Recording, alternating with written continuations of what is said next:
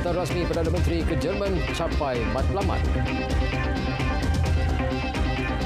Operasi cari semula MH370 diputuskan tidak lama lagi.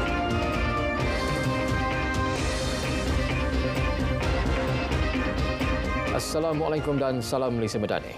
Lawatan rasmi Perdana Menteri Datuk Seri Anwar Ibrahim ke Jerman berjaya mencapai objektif. Lawatan sulung beliau ke negara itu bukan sahaja memberi keyakinan kepada pelabur-pelabur di Jerman, malah berjaya membawa isu global antaranya berkaitan Palestin dan Islamofobia. Laporan wartawan Siti Salwa Yusof.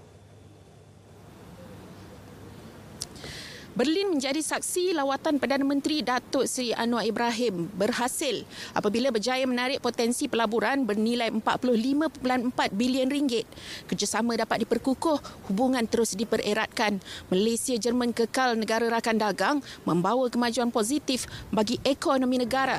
Kejayaan diraih selepas mesyuarat meja bulat bersama 38 pemimpin industri dan perniagaan Jerman selain pertemuan bersemuka bersama 5 syarikat pelabur utama. Malaysia kekal sebagai destinasi terbaik dan pilihan untuk membuat pelaburan. Ketika memberi ucap tama pada SME Future Day 2024, Perdana Menteri mempelawa firma Jerman serta perniagaan di serata Eropah ambil bahagian melabur dan menjalin kerjasama dengan Malaysia. Kelebihan Malaysia adalah sebagai pintu masuk strategik untuk Jerman ke pasaran ASEAN lebih besar. Malah ASEAN dijangka muncul sebagai ekonomi ketiga terbesar dunia menjelang 2030. Datuk Seri Anwar membuat kunjungan balas ke atas Presiden Jerman Frank-Walter Steinmeier di Astana Bellevue dan mengadakan mesyuarat bilateral membincangkan isu-isu kepentingan bersama dan isu global. Komuniti antarabangsa digesa merealisasikan penyelesaian dua negara bagi menoktahkan konflik yang sudah berlanjutan beberapa dekad di Palestin. The problem now means cessation of hostilities, stop the killings now, and then the entire international community, Germany, Malaysia and the neighbours, make sure that there's no more violence perpetrated by any group against the Muslims or Jews or Christians. Dalam pertemuan dengan Chancellor Jerman Olaf Scholz, pelbagai isu dibincangkan. Sidang media bersama berlangsung dengan kedua-dua pemimpin sepakat tentang beberapa perkara.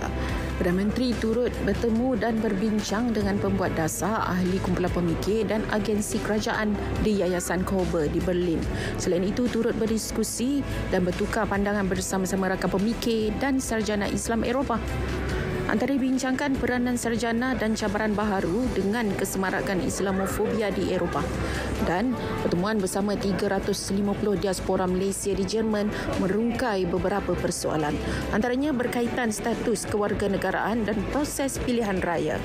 Hari terakhir lawatan, Perdana Menteri menunaikan solat Jumaat di Masjid Al-Nur Hamburg. Kira-kira 2,500 jemaah menunaikan solat Jumaat dalam 2 sesi. Secara keseluruhannya, lawatan rasmi sulung Perdana Menteri ke Jerman telah mencapai objektifnya, terutama dalam aspek mengukuhkan persahabatan yang sedia erat antara kedua-dua negara dan meningkatkan kerjasama perdagangan serta peluang pelaburan untuk Malaysia. Usaha kerjasama pelbagai bidang menjanjikan masa hadapan yang lebih makmur dan manfaat bersama kepada rakyat kedua-dua negara. Siti Salwa Yusof, Hamburg, RTM. Keputusan untuk meneruskan pencarian pesawat MH370 dijangka dapat dimuktamad beberapa minggu lagi. Perdana Menteri memaklumkan ia selepas cadangan melaksanakan pencarian semula yang dikemukakan syarikat Ocean Infinity selesai diteliti.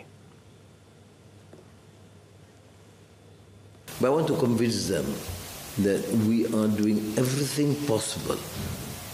Even when people suggest the matter is already closed, we are prepared to reopen.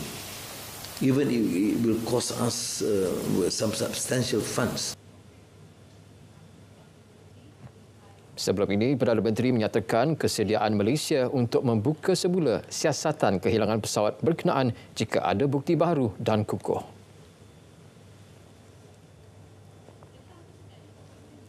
Keputusan berhubung tawaran untuk Malaysia jadi tuan rumah Sukan Commonwealth 2026 dijangka diputuskan minggu depan. Perdana Menteri berkata pelbagai aspek diteliti sebelum membuat sebarang keputusan. Perinciannya dalam Stadium RTM sebentar nanti. Kerajaan telah meminta penjelasan pihak Google berhubung punca pelaporan penerbitan data tidak tepat mengenai kadar pertukaran ringgit mencecah RM4.98. Menteri Komunikasi Fahmi Fadil berkata laporan tidak tepat dan salah itu turut menimbulkan kegusaran dan salah faham kepada orang ramai. Penjelasan itu kita harap dapat disampaikan juga kepada rakyat. Walaupun ia berlaku dengan dia berlaku agak singkat di antara tempoh tular dan juga penjelasan yang diberikan oleh Bank Negara, saya cukup berterima kasih kepada pihak Bank Negara kerana telah menyediakan penjelasan pada kadar yang sangat-sangat pantas. Tapi pada ketika kita sedang berusaha untuk memacu pertumbuhan semula ekonomi negara dengan keyakinan yang ditunjukkan oleh para pelabur, maka perkara asas seperti ini tidak seharusnya berlaku. Beliau bercakap kepada pemberita pada program edaran bubur Lombok dan dodol di Kuala Lumpur. Pengiktirafan Malaysia sebagai negara yang mempunyai iklim pelaburan terbaik keseluruhan dalam kalangan negara membangun dan sedang pesat membangun Asia menyalahkan keberkesanan dasar ekonomi Malaysia. Lembaga Pembangunan Pelaburan Malaysia MIDA menjelaskan pengiktirafan daripada Milken Institute menerusi laporan Indeks Peluang Global 2024 itu juga bukti usaha bersepadu semua pihak berkepentingan termasuk agensi kerajaan, penggiat industri dan komuniti pelaburan. MIDA komited menjadi Malaysia sebagai lokasi pelaburan utama dengan memastikan proses pelaburan yang lebih lancar dan cekap di seluruh negara. Tumpuan khusus diberi kepada bidang pendigitalan, kemampanan dan inovasi, memastikan Malaysia kekal menarik kepada sektor penting untuk pertumbuhan ekonomi masa depan. Laporan tersebut meletakkan Malaysia di kedudukan ke-27 global mengatasi pesaing serantau seperti Thailand dan China.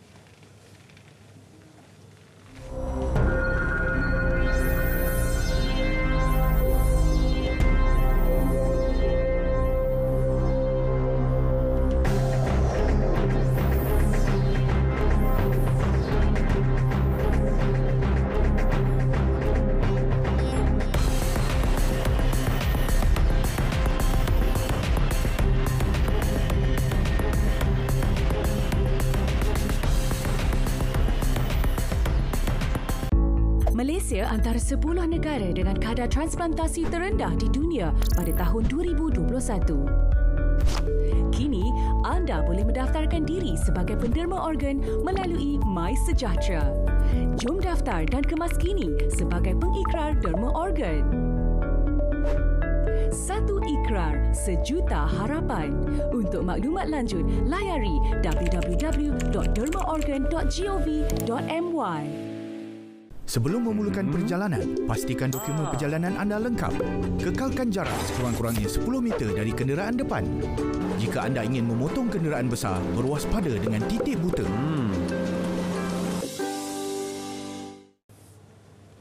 Pihak sekolah yang bertindak melindungi perbuatan gangguan seksual terhadap kanak-kanak akan diburu dan dikenakan tindakan. Menteri di Jabatan Perdana Menteri, Undang-Undang dan Reformasi Institusi, Datuk Seri Azalina Othman Said berkata, ini selaras dengan Seksyen 19 Akta Kesalahan-Kesalahan Seksual terhadap Kanak-Kanak 2017 Akta 792. Jelas beliau, setiap laporan tidak bermaksud perlu mendedahkan identiti pelapor kepada umum. Sebaliknya, ia jadi tanggungjawab bersama.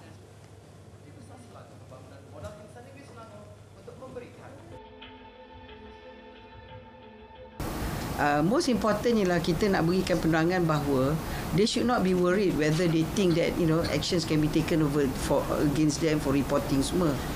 We have already informed that the law will protect them because the system that accepts the reporting doesn't mean you're already guilty. They will evaluate and investigate lah. So we want the teachers to be the eyes and the ears for the children. Beliau berkata demikian pada konvensyen kebangsaan mengenai pelindungan murid daripada eksploitasi seksual di Shah Alam. Menteri Pendidikan Fadlin Nasidik turut menegaskan tindakan undang-undang akan dikenakan kepada guru yang terlibat dalam jenayah gangguan seksual. Ini bagi memastikan sekolah menjadi tempat yang selamat untuk pelajar. KPM mengambil tanggungjawab dalam memastikan gangguan seksual di sekolah dapat ditangani sepenuhnya selain menggariskan beberapa panduan.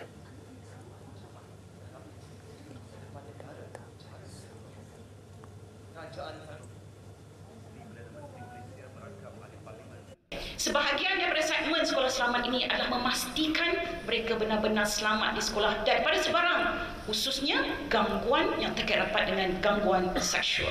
Sebab itu tuan-tuan dan puan-puan, apabila garis panduan menangani isu gangguan seksual di semua institusi pendidikan yang Cikgu Rahim kempen tadi itu adalah untuk memastikan bahawa garis panduan ini benar-benar dipatuhi.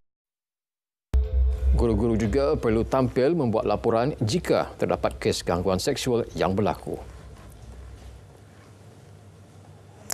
Kedah lokasi ketiga Jelajah Ramadan RTM 2024 selepas Terengganu dan Kelantan. Menariknya, jelajah kali ini turut menjejaki kawasan pinggir bandar dengan memilih stesen minyak petron Sungai Layar, Sungai Petani sebagai lokasi jelajah. Selaku tuan rumah, Petron Sungai Layar menyediakan pelbagai aktiviti sebagai pengisian untuk pengunjung. Antaranya permainan tradisional Kedah, cabutan bertuah dan pemberian pek kurma. Selain penampilan penyampai radio Kedah FM, majlis turut diimarahkan dengan tazkirah Ramadan dan majlis berbuka puasa. Program tersebut dilihat memberi impak positif kepada komuniti setempat, terutama membantu golongan memerlukan. Justru pengusaha stesen minyak petron Sungai Layar, Amirul Ashraf Azhar berharap kerjasama bersama RTM dapat diteruskan untuk jelajah Ramadan tahun depan. Kita berkooperasi dengan pelbagai syarikat, contohnya JK Al-Ustaz menaja sumbangan baju raya dan pihak pengusaha-pengusaha stesen Petron Negeri Kedah memberi sumbangan duit raya, dan kita meraihkan dengan kali terakhir sekali kita meraihkan dengan majlis berbuka puasa. InsyaAllah kita akan berkolaborasi lagi pada tahun depan. Kita akan lebih mendekati asnaf-asnaf orang anak yatim dan orang yang OKU. Jelajah Ramadan 2024 RTM kali ini dimeriahkan dengan Petron Malaysia dan Nesque sebagai penaja utama. Tingkatkan tahap kesihatan semasa Ramadan. Bunyinya mungkin klise, namun faktor terbabit perlu diambil kira. Mampukah anda menahan diri tatkala dihidangkan dengan pelbagai juadah enak semasa berbuka dan sahur? Ashraf Zuhairi ada laporannya.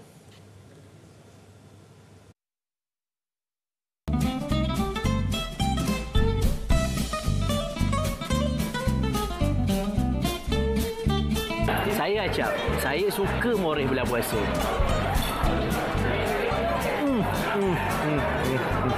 Saya doktor. Bulan puasa ni boleh makan sedap, tapi mesti berpada-pada. Ikut portion yang betul. Saya Acap. Saya cepat dahaga bulan puasa ni. Bayar tertarik pula. Saya doktor. Saya tahu cara nak kekalkan hidrasi ketika berpuasa. Baik bawa. Saya Acap. Kadang-kadang bulan puasa saya lupa pasal ubat. Baik bawa. Saya doktor.